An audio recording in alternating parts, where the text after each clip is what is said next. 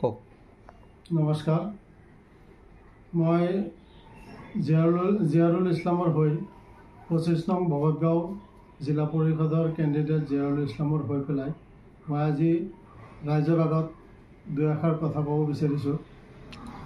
প্ৰথমে আপোনালোকক মোৰ আন্তৰিক ধন্যবাদ জ্ঞাপন কৰিলোঁ আৰু সমূহ ৰাইজলৈ মোৰ আন্তৰিক নমস্কাৰ ও চালাম জনালোঁ। কথা দুই এষাৰ হ'ল এইটোৱেই যে মই 25 নং ভগতগাঁও ZPCৰ তৰফৰ পৰা কেণ্ডিডেট হিচাপে তৃণমূল কংগ্ৰেছৰ তৰফৰ পৰা আমি ইলেকশ্যন খেলিছিলোঁ ZPCৰ হৈ। ইলেকশ্যনত হাৰা জিকা অৱশ্যে আছেই, কিন্তু তথাপিও আমি নতুন দল হিচাপত আমি অসমৰ ভিতৰত যি তৃণমূল কংগ্ৰেছৰ প্ৰাৰ্থী অৰ্জন কৰি পেলাই ভোট খেলিছোঁ, তাত আমি প্ৰথম স্থান হৈ আছোঁ। তৃণমূল তৰফৰ পৰা প্ৰথম স্থান হৈ আছোঁ ভগতগাঁও ZPCৰ হৈ। এতিয়া কথা হ'ল এইটোৱেই, আমি নতুন দল হিচাপে আমাৰ যিসকল ৰাইজে অন্তৰেৰে গ্ৰহণ কৰিছে তেওঁলোকক মোৰ প্ৰথমতে আকৌ আন্তৰিক ধন্যবাদ জ্ঞাপন কৰি মই এইখিনিয়ে ক'ব বিচাৰিছোঁ যে আমাৰ বৰ্তমান অসমত আনকি আমাৰ জিলা পৰিষদত 3জন কেণ্ডিডেটৰ ভিতৰত আপোনাৰ প্ৰতিদ্বন্দ্বিতা হৈছে।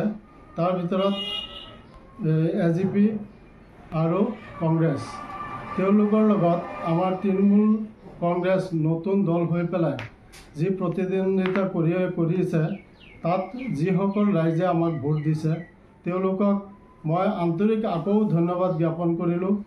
তেওঁলোকক মই দুই এষাৰ কথা ক'ব বিচাৰিছোঁ এইটোৱেই, যাতে আমাৰ এই তৃণমূল কংগ্ৰেছ এটা গুটি আমি ইয়াত ৰোপণ কৰিছোঁ, সেই গুটিটো সকলোৱে আমাৰ অলপ পানীত ঢালিছে, কিন্তু গুটিটো আজি গজিছে। সেই গুটিটো গছটো পূৰা হ'বৰ কাৰণে সকলো যিসকল তৃণমূল প্ৰেমী ৰাইজ আছে তেওঁলোকে সেই গছটোত পানী ঢালিলেহে গছটো ডাঙৰ হ'ব। সেই গছটো ডাঙৰ হোৱাৰ পিছত তেওঁলোকে ফল খাব পাৰিব।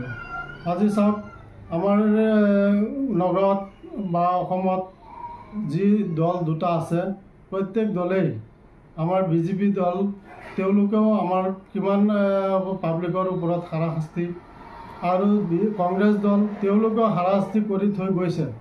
তাৰ ভিতৰত আমি তেওঁলোকৰ আগত যুঁজিব পাৰিছোঁ। যুঁজি পেলাই যিখিনি আমি ভোট পাইছোঁ, সেই ভোটখিনি আমি যথেষ্ট ভোট পাইছোঁ। সেইখিনি ভোটাৰসকলক মই আকৌ মোৰ আন্তৰিক হিচাপৰ পৰা ধন্যবাদ জ্ঞাপন কৰিলোঁ।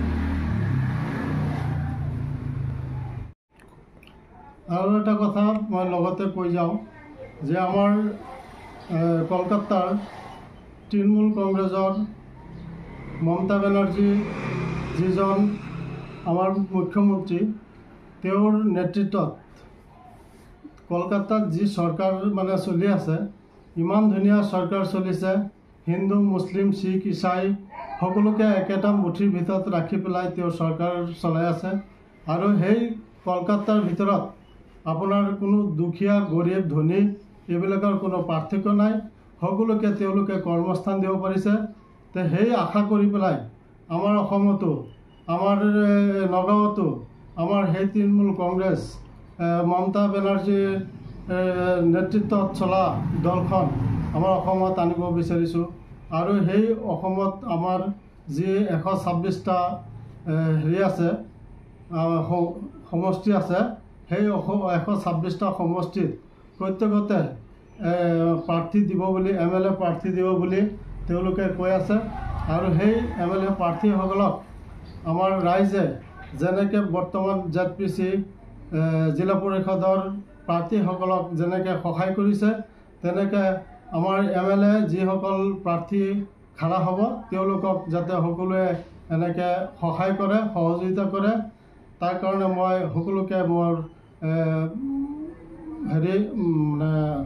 আশা ৰাখিলোঁ। সকলোৰে পৰাই মই যাতে আমি সহায় সহযোগিতা পাওঁ, সেইটো আশাৰে মই আকৌ কৈ আছোঁ যে তৃণমূল কংগ্ৰেছ আমাৰ নগাঁৱত ময়ূৰ মজুমদাৰ ডাঙৰীয়াদেৱ আৰু সুস্মিতা দেৱ ডাঙৰীয়াৰ নেতৃত্বত যিটো দল আমাৰ অসমত আহিছে, সেইটো দলত সকলো যিমান মানে শিক্ষিত নিবনুৱা আছে, সেই শিক্ষিত নিবনুৱাসকলক কৰ্মস্থান দিবৰ কাৰণে আমাৰ মমতা বেনাৰ্জীৰ যিটো দল আছে, সেই দলক মানে মজবুত হিচাপত চৰকাৰ গঠন কৰিব বুলি মই আশা ৰাখিলোঁ।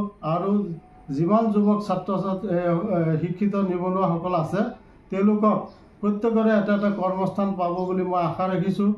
কৰ্মস্থানবিলাক হ'ল এনেকুৱা যে কোম্পানী, যিকোনো কোম্পানী সৰু সুৰা লঘু উদ্যোগবিলাক আছে, সেইবিলাক উদ্যোগ তেওঁৰ আণ্ডাৰৰ পৰা আমাৰ ইয়াত বিস্তাৰিত কৰিব আৰু প্ৰত্যেক যুৱক যুৱতীক দিব বুলি আশা ৰাখিলোঁ।